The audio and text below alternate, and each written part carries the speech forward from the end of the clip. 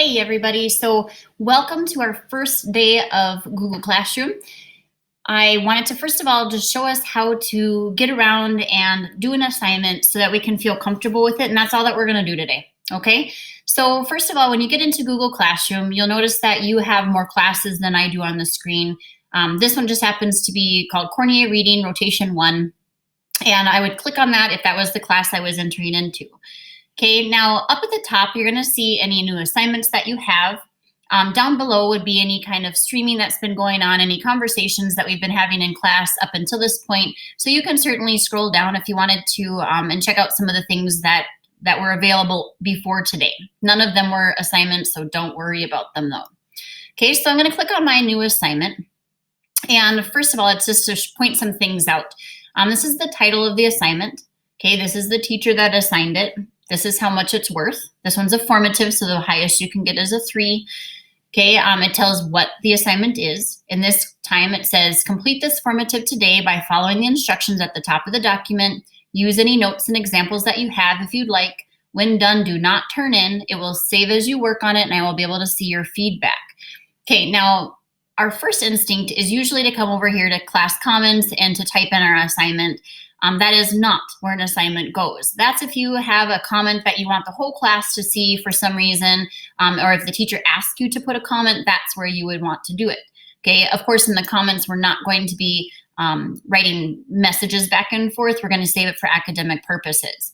Okay, down here in the corner where it says private comments, that's also not where you're going to turn in an assignment. This would be if you have a question for the teacher, you're not sure how to do something, maybe your technology is not working, you can send a private comment there. Otherwise, you could certainly just send me an email too. That might even get a faster response. Okay, now up here is what has been assigned. Okay, sometimes you'll use this where you're going to create a Google Drive document, or you're going to add a photo or something like that. You might use that. But in this case, I sent this person a document to use. So my daughter Katie, is going to click on this. Okay, and she's going to follow the directions, okay, just like it was in front of her on a normal school day.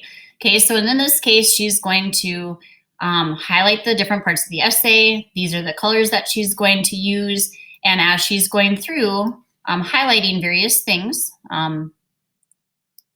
she'd come up here to the highlight color. She would choose the color that she wants, okay? So something like that. Now, what I don't want for her to be worried about is I don't want for her to turn it in. This is normally where you'd go if you were turning something in. But in this case, as soon as she starts working on it, it is already saved for me to see. Okay, so she doesn't need to share it with me. She doesn't need to turn it in. It is already visible.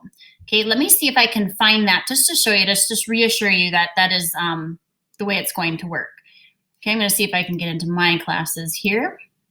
If I can. Too many windows open, Mrs. Cornier. Okay, so